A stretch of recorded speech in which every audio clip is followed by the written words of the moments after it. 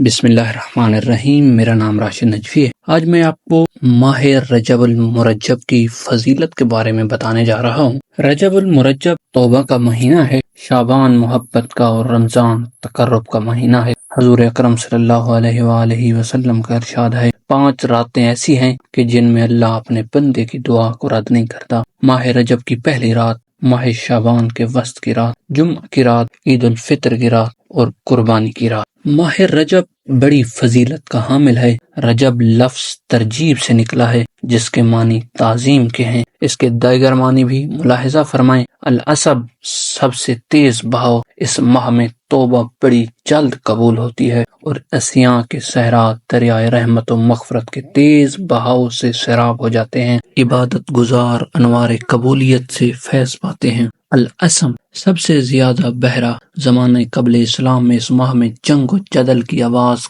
قطعاً سنائی نہیں دیتی تھی۔ جنگ اس ماہ میں حرام ہے۔ رجب جنت کی ایک نہر کا بھی نام ہے جو اس ماہ کے روزے داروں کو نصیب ہوگی۔ اور رجب کا معنی ہے مطہر، یعنی پاک کرنے والا۔ رجب کو پاک کرنے والا اس لیے کہتے ہیں کہ یہ روزے داروں کے گناہوں اور تمام برائیوں کو پاک و صاف کر دیتا ہے۔ اس ماہ میں دعائیں خوب قبول ہوتی ہیں۔ سورہ توبہ کی آیت نمبر 36 میں ارشاد ہے، مہینوں کی گنتی اللہ کے نزدیک کتاب اللہ میں 12 کی ہے، اس دن سے جب سے آسمان و زمین کو اس نے پیدا کیا، ان میں سے 4 حرمت و ادب کے ہیں، یہی درست دین ہے۔ تم ان مہینوں میں اپنی جانوں پر ظلم نہ کرو اور تم تمام مشرکوں سے جہاد کرو جیسے کہ وہ تم سب سے لڑتے ہیں، اور جان رکھو کہ اللہ تعالیٰ متقیوں کے ساتھ ہے۔ اللہ تعالیٰ نے ذی-قعدہ، ذی الحجہ، محرم اور رجب کو محترم قرار دیا ہے۔ ان حرمت والے مہینوں میں نافرمانی بہت ہی کبھی ہے۔ جس طرح مقدس مقامات اور مبارک اوقات میں نیکی کا ثواب زیادہ ملتا ہے، اس طرح ان مقامات اور اوقات میں نافرمانی کی سزا بھی زیادہ ہے۔ اس لحاظ سے بھی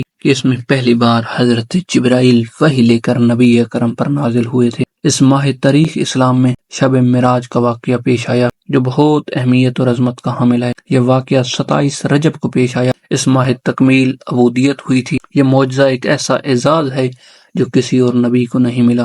حضور اکرم صلی اللہ علیہ وآلہ وسلم نے ارشاد فرمایا، رجب اللہ تعالیٰ کا مہینہ ہے، شعبان میرا مہینہ ہے اور رمضان میری امت کا مہینہ ہے۔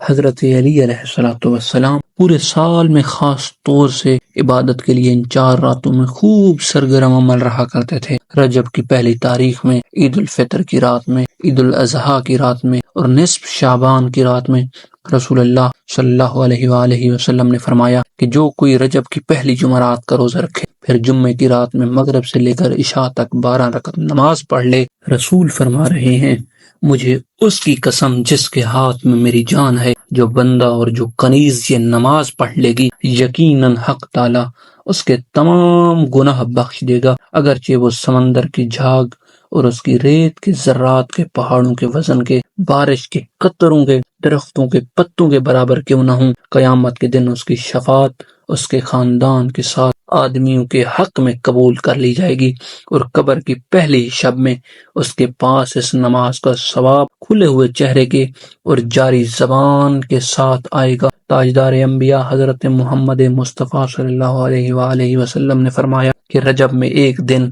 اور ایک رات ایسی آتی ہے کہ اگر کوئی اس میں روزہ رکھ لے اور اس رات عبادت کرے تو اسے 100 سال کے روزوں کا اور 100 سال کی راتوں کی عبادت کا ثواب ملتا ہے۔ یہ دن رات رجب کی 27ویں تاریخ ہے۔ اس دن رسول اللہ مبعوث فرمائے گئے۔ ماہ رجب کی عبادت قرآن و حدیث کی روشنی میں ماہ رجب کی فضیلت بیان کی گئی ہے۔ سب سے پہلی فضیلت، یکم رجب کو روزہ رکھا جائے۔ 27ویں رجب کیونکہ روایات میں آیا ہے کہ یہ شب معراج ہے، لہٰذا اس دن روزہ رکھا جائے۔ اس ماہ میں توبہ کثرت سے کی جائے۔ اس ماہ میں 3 روزے بروز جمعرات، جمعۃ المبارک اور ہفتہ ضرور رکھے جائیں، کیونکہ ان 3 روزوں کا ثواب 900 سال کی عبادت کا ثواب ہے۔ اس ماہ میں زکوٰۃ دی جائے۔ کسی کا قرض ادا کرنا ہو تو اس ماہ میں وہ قرض ادا کیا جائے۔ ہمارے وہ اقارب جو فوت ہو چکے ہیں، مثلا والدین، رشتہ دار، ان کی مغفرت کے لیے خصوصی دعائیں کی جائیں۔ اللہ تعالی ہمیں توفیق دے کہ ہم رجب کی یہ فیوز و برکات سمیٹ سکیں۔ اب تک کے لیے اتنا ہی، ملتے ہیں کسی نئے ٹاپک کے ساتھ، تب تک کے لیے